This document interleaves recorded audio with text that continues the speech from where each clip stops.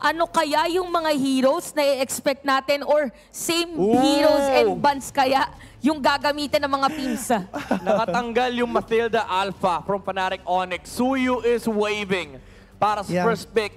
And pwede ito manggaling kay King Kong. Pero alam mo, curious ako kung nagsusuyo ba si Kirk. Kasi one time nakakita tayo ng Alpha Revitalize sa XP. True. So definitely kayang-kaya nilang i-flex. Pero alam mo, gusto ko lang din sabihin, welcome back sa first phase ng draft, ng first phase ng banning phase. Juicin. Ang tagal kong na-miss si Juicin kasi ang tagal niyang nawala. Oo. Umabot tayo sa point na yung Zas Juicin yung trade, tapos biglang nawala. Si Zas totally nawala na. Oo, nawala na talaga. Nabura sa alaala ng mga tao. Kumaga sa watch time, 2 million hours lang yun. Hindi ganun tumagal. Maliit Tapos lang na agad wala nang to be continued. Ika nga. So ano bang unang kukuhanin dito sa Suyo? Talaga. Iba talaga si Suyo. Parang inantay talaga ng mga teams na maging viable as a pick. So every time, again, blue side ang side ng Fnatic Onyx Philippines, 8824, 57.89 naman para sa Aurora. Oo, pag red side sila. And I'm assuming mas mababa pa kapag sila pumipili ng red. But parang ang tagal na ata since nagpumili ng red side ng Aurora, if meron man. Pero again, Aurora, kapag sila yung nasa red side, mataas ang Tigreal potential nila doon sa third pick. So it's still something na kailangan na isipin ng Fnatic Onyx dito if they are gonna take that Tigreal away from Aurora. But now, considering these 2 picks, pwede nilang buhin yung Arlot, Gatot, Phoveus, open din pala yung Phoveus. And also, yung kanilang ever so slightly victorious Moscow. Kaya masabi ko kasi, ito yung winningest marksman ng Aurora kapag nasa red side sila. Yeah, and ang ganda talaga ng Moscow kasi lagi namin napupuruhan to dito sa Infinix Game Tambayan na yung map presence na meron yung Moscow, yung map control is something that sets him apart compared to all of the other marksmen. Kasi nga naman Spear of Destruction lang yung kailangan mo para makapalag. Pero ito yung Phoveus na kanina, sobrang ilap, hindi natin nakita ginamit. Pero Edith, again, welcome back din sa'yo. Sa first phase pa, no? Harith, Claude. Peace shall reign the world. world. Vexana. Luigi. So maganda yung ito na naman yung kakaibang warp portal ngayon din. Para kay Super Prince. Maganda yung Tigreal dito if i-consider nilang i-pick kagad.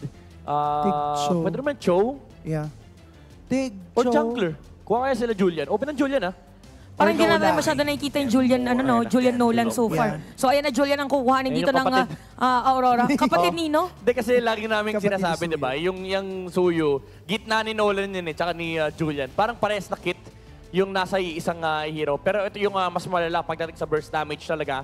Dagdag CC lang ang kailangan ng Aurora para makahanap sila ng mga burstable targets. Again, open pa rin yung Tigreal. Pwede pa rin naman mauna ang Aurora MLBB sa 4th pick unless iban ng Fnatic Onyx yung Tigreal sa second phase. Which I think for the longest time is what teams have been doing when they're playing up against Aurora. Yes. Laging pinaprayo yung pagkakaban ng Tigreal. And I think Cho is also a good ban. Kasi yung Edith ay most probably can be a Brusco hero na at this point in time. Pero ngayon ang pinafocus ng side ng Aurora is yung mga heroes na for Kelra. So Fnatic Onyx Philippines naman, nagban sila ng Vexana. So ayaw nila yung mga prubong din. Parang same concept na medyo magugulo pagka merong pumasok. So ito sabi ni Kirk, on his goal, my goal is to make it to M6. Step by step, I want to become a champion. Panalo na siya ng regular season Hindi lang sa hindi lang sa streak ng 13-1 nag 3-0 si may Kirk, sarili siyang win streak May sarili, the winningest XP yan Oo. Via All-Star Magazine yan. Kaya kapag may mga gusto ko yung mabasa, basahin nyo yung mga nilalabas ng ating media core. Yung mga media outlets natin dyan. So, wala na Harith. So, Kelra Heroes nga to. Pero may Alice pa kasi Ayan ang ating Tigreal. Matic Cho. Grabe naman Cho, Khalid, maybe? Kung nagkakalid roam ang Aurora MLBB kasi nakakatakot dito baka gawing Edith roam tapos i-flex yung Khalid sa side ng FNOP. Lalo pat may hawak silang Louie. May makakita ka ng Raging Sandstorm na galing sa likod. Yan yung literal na bagyo. Parang saan galing yan? May parang himpa po. Hindi, never mind. Sandstorm, yeah. Imagine mo yung pino-forecast. Dito po dadaan yung Sandstorm. Joke lang, dito pala. Biglang niliko, no? So pinag-iisipan na maigi kung i-reveal na ba agad. So Valentina. Well, para nakadikit na kasi sa pangalan ni Yue. Ang Valentina, one of, let's say, most successful players na pag Valentina yung hawak. Ibang klaseng Valentina yung makikita mo. Tsaka ano din, brawling mage din laban sa Suyu. Uy, Si Kirk lang pala ang nag-i-edit, no? Oh, Sa edi, Etnop. hindi na pala si Brusco. Ano na yan? Cho na yan. So na yan, Matic. What if yung pagulat nila? Ayan na! So every time na ginagamit, out of 11 games, 9 wins with Kirk sa Edith, by the way. Yeah. Ito abangan niyo yan. Bilangan niyo yung kill counter niyan dahil kilala si Jan bilang Filipino Savage. Yes. And kung gagawin niya yung ginagawa usually ni Yue na first build ng Sky Piercer, that's something that we need to expect from him. Kailangan dito ng panghanap din na talaga kay Kelra kasi meron siyang dalawang strong front. Hylos kaya. Tapos pampigil dun sa haharap sa mga front liners nila. Yeah. Ano kayang maganda na? Rene Chu. Hylos Cho. Rene Chu, Rene Johead. Ruby if gusto niya. Hylos. Trisla. What? Okay, so Ah. there is the roam, tama ba? Ito talaga Focus si Rene roam. J. Si Rene J There is a talaga, roam. kahit ano pa man, kahit sino pa man, gagamitin ko. Yes. Kaya nga isa din tawag sa kanya magpakailanman. Correct. And alam mo, if I remember correctly, it was Ogwen na unang nag-debut ng Terizla Rome SPS. dito sa MPL Philippines also. So definitely, ito din yung sinasabi ni Omi, quintessential XP lane. Pero kasi yung concept niya, same naman ng ginagawa ng Roamer. Sobrang bilis ng pwede maging clear at pwede ding maging mabilis ang takbo ng ating laban. Again, this is just game number 1. Fnatic Onyx Philippines laban sa Aurora. Sino ang unang makakakuha ng momentum? Sinong unang mananalo? Head us to the land of Dawn. Casters, pasok! Sabay-sabay nating alamin kung sino nga ba makakadraw ng first blood for a best of 5 upper bracket semifinals yet again for Fnatic Onyx Philippines laban sa Aurora. Pag mga ganitong tagpo, ayaw mo na lang mag-predict, no? Gusto mo lang talagang panoorin. Pasok na tayo sa game number 1. Lilinawin ko lang, hindi po si Coach Daki yun, ha? Tapos na yung game nila, okay? Okay. Ito na, ready na para sa game number 1, best of 5 series. Pero bakbakan kagad, parang medyo nainip yung dalawang teams natin. Sabi nila, okay, medyo nag-post tayo, so bakbakan kagad. Pero ito, ulitin lang natin, it's going to be a Terizla Rome para kay Rene J. Diba, nasabi nga ni Chantal kanina, si magpakailanman. Ba't magpakailanman? Kasi kahit saan at kahit kailan ay naasahan na nga rin din siya. Mapahit man, mapahil man. At ngayon naman, if consistency naman ang pag-uusapan, you also have that aspect pagdating sa Fnatic Onyx Philippines. Oo, ang dami na rin natin nakita. Remember, si Rene J, ang dami na din mga roles na pinagdaanan niya na yung mga XP show niya, yung mga flood dati niya, di ba? So, masasabi mo na in terms of experience, talagang palag-palag. Majority ng mga players actually ng Team Aurora ay kung ikukumpara natin yung experience, sobrang tagal na. Ang dami nilang sabihin natin rich history nga. Kung kanina mga legacy ang usapan, ito it's all about the story of our players. Even for Fnatic Onyx Philippines. Kanina, di ba, yun nga kay Kirk, step by step. Di ba, according to his goal, eventually maging champion, maging representative for M6. Pero the step to that is of course eventually win muna dito sa upper bracket bago makasecure eventually ng spot. Pero ngayon, pareho nilang gusto yun. Pareho nilang pinapangarap yun, Burrito. Oo, kasi itong dalawang kupunan na to, gustong-gusto rin talaga makatungtong. Remember, ang Team Aurora, majority ng mga players sa kanila may mga international experience na! Pero may experience sa akin ni Edward.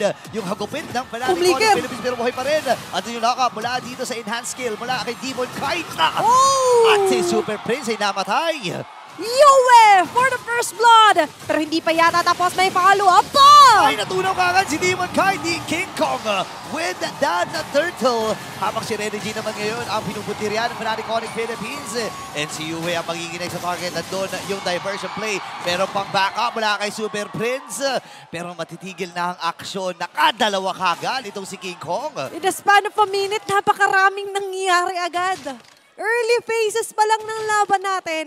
First blood para sa Aurora, biglang first turtle para sa Fnatic Onyx Philippines. Dinoble down pa ni King Kong, turning it into a double kill and eventually eliminating 3 members as early as 2 minutes. Isang mabilisan lang. Imagine mo, 1.4K kagad ang goalie dito ng Fnatic Onyx Philippines. Naagaw pa yung golem. Dito, Demon, ayaw talaga bigyan si Demon kahit dito, ha? Grabe mambully dito si King Kong, ha. Talagang pumiflex, hindi lang sa real life, pumiflex din dito. Inside the land of Dawn, ang Fnatic Onyx Philippines. But right now, for Aurora, nararamdaman nila yung ang bilis na answer back ng Fnatic Onyx Philippines. And this time, there's going to be an answer. Ano nga bang solusyon? Oh, yun na nga yung solusyon. And Kelray nakakuha na ng unang kill. Ito yung sinasabi natin kanina. Kasi pinag-uusapan about sa experience. Dito sa Fnatic Onyx Philippines, si Kelray ang may pinakamalalim na experience dito. Oo nga pala. Diba? The uncrowned king. Trying to find his rightful throne title. Eventually, makoronahan. Pero syempre, ito muna ang kanilang kahaharapin. 5-man rotation here for Aurora. Ano nga ba magigisagot? Meron ba silang bibisitahin? Okay, ang bisita ata ay dito kay Kelray. Tumama yung Renner's Apathy. Mula sa kanya, ngayon, atras muna. 15 seconds para sa ikalawang pagong ng laban na ito. Nakapwesto na rin si Brusco, same with the Demon Kite na nag-aabang din ng pagkakataon na makapwesto ng mas maaga.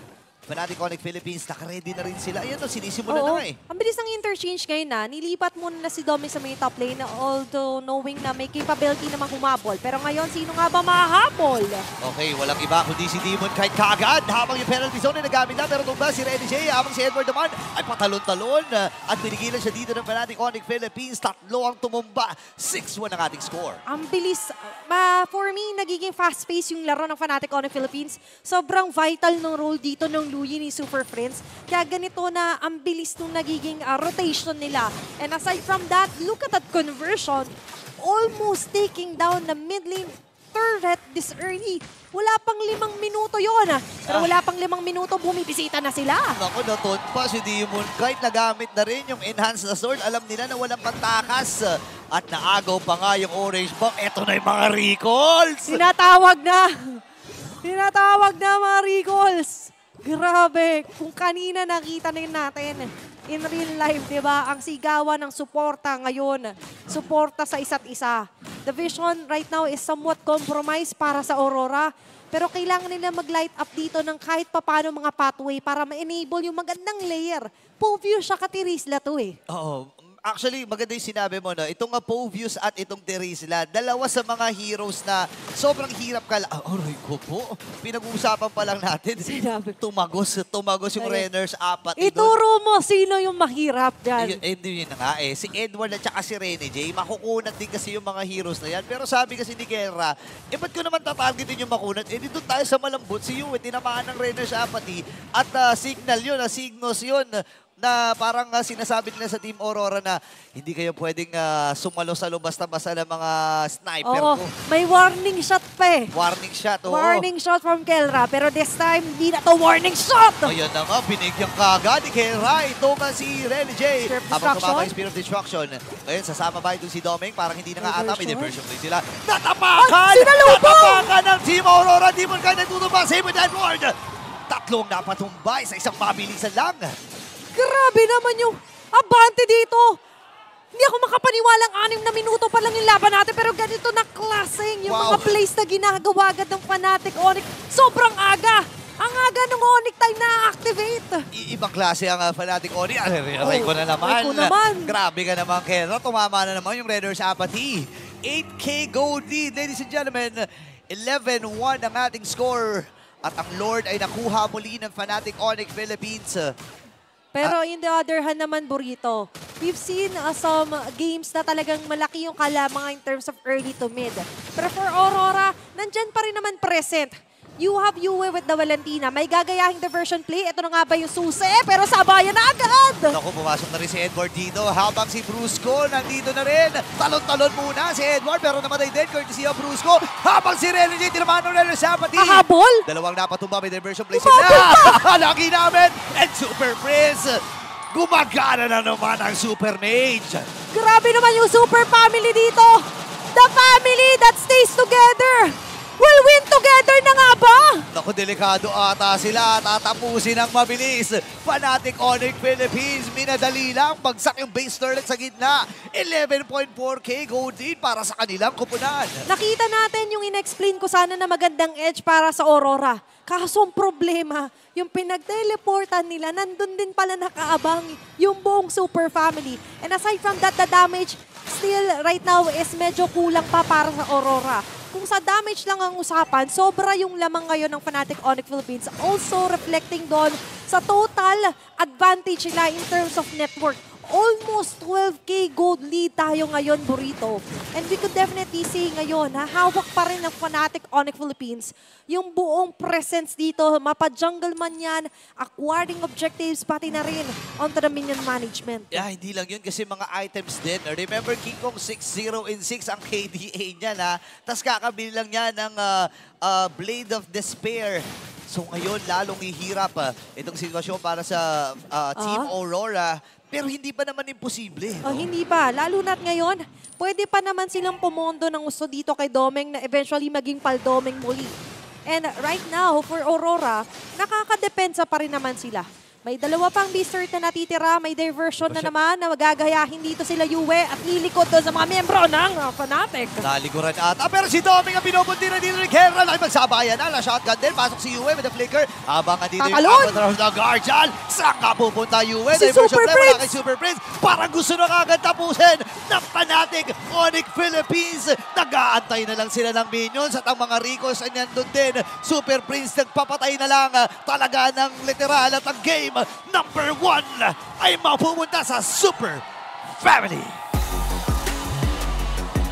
Parang kidlat sa bilis! Ang nangyayari doon sa game number 1, Burrito! Wow! Up until the end, hindi binitawan.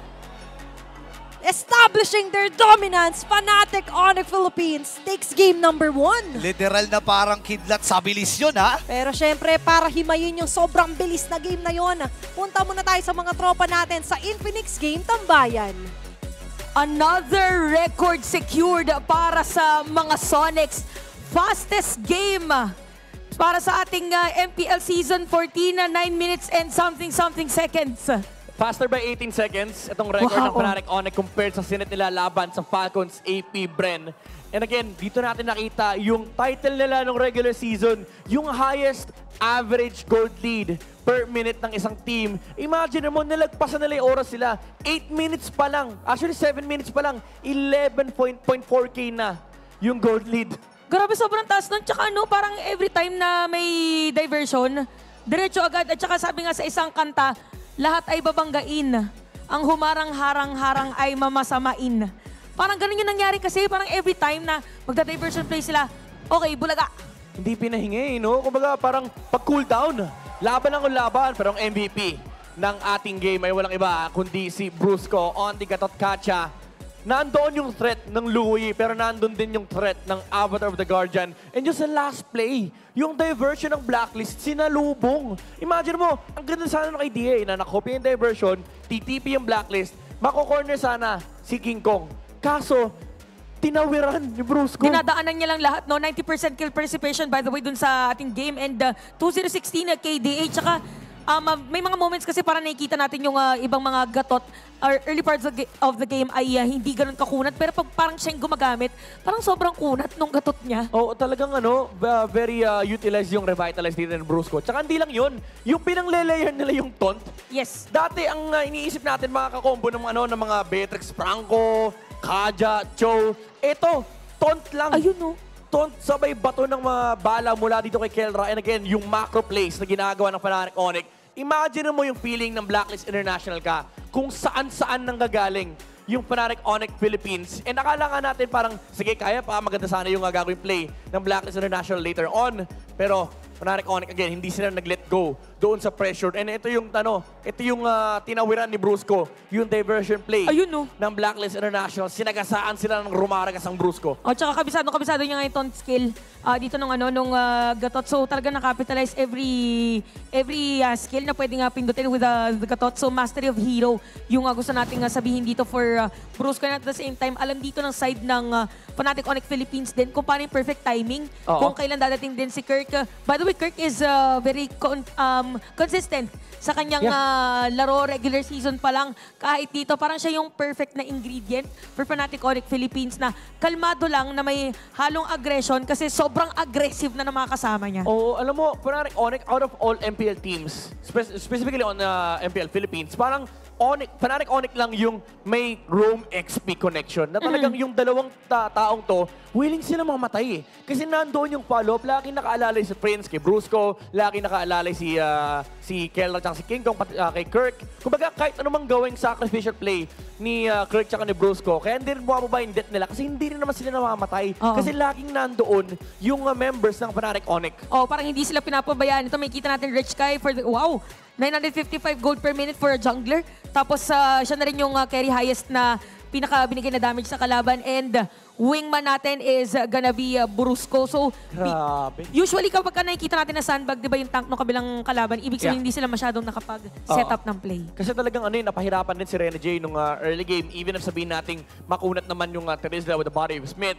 Pero first 3 levels, kaya kasi siyang labanan ng Fnatic Onyx. Nakita nga natin yung galaw nila King Kong kanina. Nung nakakuha lang sila ng maliit na lead, hindi na bumalik sa jungle ni King Kong yung Suyu eh. Parang nasa kabila na siya. Doon na sila naglalaro sa Aurora MLBB. Ini-invade na yung bootcamp, kinukuha yung mga pagkain. Parang sila naging red team. Oo. Kanina, nagkabaliktad ng pwesto dito yung dalawang teams natin and kitang-kita yung function din ng mga heroes natin with the damage dealt. Kasi for Brusco, pinaka-function niya is to soak in all the damage, tapos bahala na yung the rest. Siguro yung kung bakit effective in terms of teamfight yung Fnatic Onyx Philippines kasi kung paano yung function nila, kung ano yung role nila, hindi sila nag-go beyond unnecessary. Oo, kumaga parang ito yung kailangan mong gawin. Pag nagawa mo to, gagawin ng kakampi niya yung yung kailangan niyang gawin. Excuse me po. Ano bang gusto mo sabihin? Sorry, naubo ako. Pero nakaka-amaze din kasi, alam mo yung, ito yung tinatawag nating shared responsibility. Yes. Na lahat ng players sa team na to, alam yung mga ginagawa ng kakampi nila, alam kung paano nila ipa-follow up, and zero hesitation kasi. Tsaka yung kay Kelra, kita natin dito with the tower damage. Parang hindi ka nang kataas yung KD niya, if I'm not mistaken, 514. So as long as hindi pa naman siya kailangan sa teamfight, parang hindi din niya